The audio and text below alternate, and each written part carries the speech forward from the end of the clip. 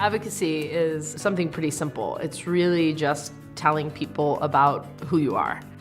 You can't expect your legislators to know how to advocate for you, how to legislate for you, if they don't know you. Minds and hearts, and ultimately legislation, is changed by story. The CCCU clearly understands that advocacy is an important role of what they do in the service to their members. They just are a very valuable resource in helping us to better understand the issue. I wrote to the presidents and I said, well, you know how to advocate, but what about your students? Who's coming after you?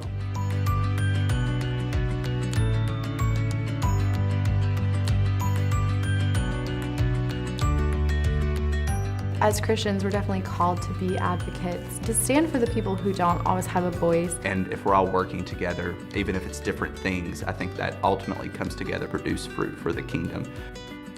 Yesterday, we actually had the opportunity with our president, Sandra Gray, to meet with our local congressmen and our senators as well to talk to them about the importance of financial aid in small Christian colleges, because that has been something that's fallen under threat over the past few years. This visit with students was to be able to also help shape our students' idea of what their vocation is.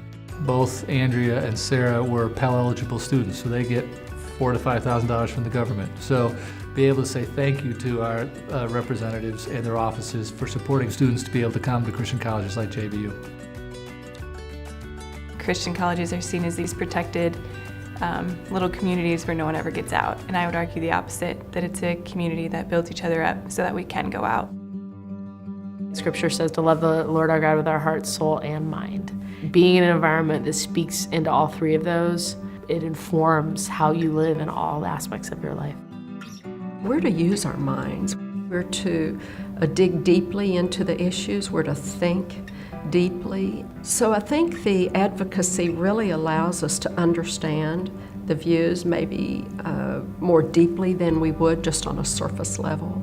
I love the fact that there are those that are digging deeply into the issues and help us to consider different viewpoints. You are able to be a Christian in politics. You're able to be a Christian who's doing, research in biology, and how we're all called to redeem areas of creation and in our work. I think a Christian college really prepares you to go out and do that. Those are stories that need to be told, because if we don't tell them, nobody will. The less people understand us, the less likely they're going to see the relevance of us in the larger conversation. Don't we all want a citizenry that's well educated, that's wise, that's caring? Well, that's what CCCU schools are trying to do. And when you allow us to thrive as schools, you're going to have citizens who volunteer in their communities, who are philanthropic, who do small things with great love, as we're called to in the Gospels. And we find common ground, then we can have deeper conversations about what happens to happen in legislation or regulatory affairs.